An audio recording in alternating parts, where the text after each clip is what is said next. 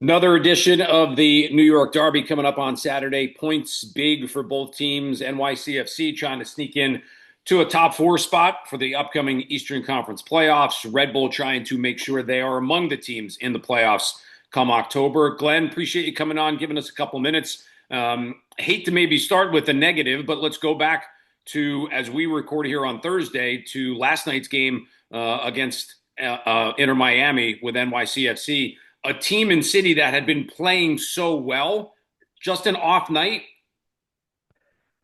Yeah, I think Matty Lawrence, my co-commentator, made the point that he felt that they were defending with too much respect.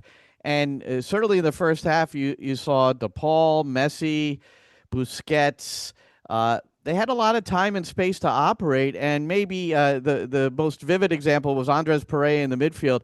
He would normally chop somebody up, if they were on the ball. And Busquets had it. He was dancing around him, and it was evident to Matty in particular, and I'd have to concur that there was a little of that going on. But with all that happening, New York City could have been up 1-0, 2-0 because Thiago Martins off a corner free header hits it right at the keeper from about 4 yards. And then Nico Fernandez Mercado, the new DP, he cut against the grain on Maxi Falcone and just left him in the dust. And from 12 yards, and he got the keeper going in the wrong direction. He gave him the eyes to the left post. He had the whole right side of the goal open, and he missed. He missed the target. And then it was the Messi show the rest of the way. All right, so I got the negative out of the way. Let's go to the positive for NYCFC, which has been, and it might play a factor in this game on Saturday. They've been pretty good on the road all during the course of the year. 5 wins, 5 losses, 5 draws. So you've got results in 10 of 15 games away from whether it's Yankee Stadium or Citi Field. That's pretty good overall. It is, but if you dial that back a little bit, one win in their first 10 road games and now unbeaten in their last five with 3 wins and 2 draws. So, yes, the road record is good, but it really has only been of recent where New York City, when I say recent, I'm going to say 6 to 8 weeks because anyone involved in observing the club and as close as we are in commentary, they did not necessarily look at like a playoff team at that point. And the fact that they've already clinched and they've had this nice run of games, in particular on the road, has given you some trust in how Pascal Janssen is running the show. You think of games as of late for City. Clearly, a highlight would be the Charlotte game a couple of games ago, right? I mean, Charlotte comes in having won 9 straight, and New York City, by most accounts of that game, and I was able to watch a little bit of it here and there, picked them apart, right? I mean, that was NYCFC maybe in one of their better moments in recent memory in what's been overall a pretty good season.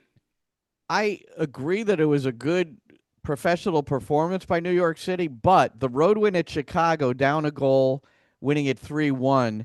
The home win against Columbus, down 1-0 and 2-1, and coming back to win 3-2 in the fourth minute of stoppage time. I think those games had a little bit more of what we've seen recently for New York City because in that Charlotte game, Matt, only 42% possession for New York City. I don't remember the last time they won a game with that little possession.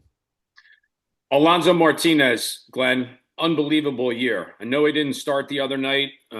Maybe a little roster rotation, getting Mercado some more minutes would make sense, but he has been a guy that no one has really been able to solve during the course of this season. What has made him a different player this year?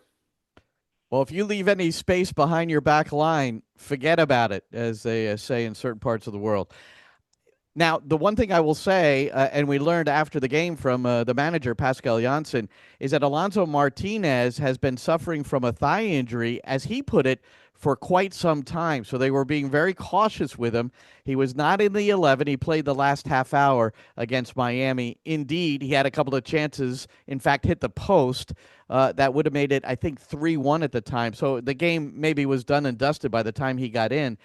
New York City was down a goal when he came in, so it was necessary to get him into the game if he was able to. And the doctors told Pascal, "You have 30 minutes with him today." So I don't really know what his status will be. in the Hudson River Derby. But he has been someone who is so dangerous, but he's this cool guy. He's always got a smile. I don't think the pressure gets to him. His expected goals is near 20, and he's got 17. He's missed some really easy chances along the way too, but he just goes on, goes on, goes on. But he's an example of how it's difficult to deal with pace and a guy that oftentimes has great precision in his finishing. Finish with this one. I mean, everybody knows the stakes of these games, usually high, the rivalry that's developed since 2015. This one being played at such a late point of the year, and 3 points for Red Bull has so much meaning to try and get themselves into the postseason. Whether it's been talked about, whether there's a feeling around it, I know you often go to training. I would have to think NYCFC would love to be a team that would deliver a bit of a knockout blow to any chance that Red Bull's got to get into the postseason. I think, and I believe this, I think New York City's more concerned with trying to finish in the top four than eliminating their rivals. I really do. I mean, that's where it becomes a big match. Certainly, it's a derby. Everyone will say the same, and both managers say the same thing.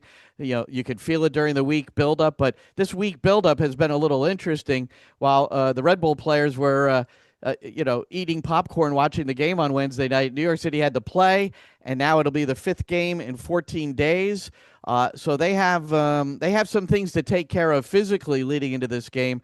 The question mark of Allonzo Martinez is big as well. But I truly believe that the concern is more get into the top four and get a home game somewhere. Appreciate you coming on, Glenn. Look forward to seeing you 48 hours. All right, see you, Matt.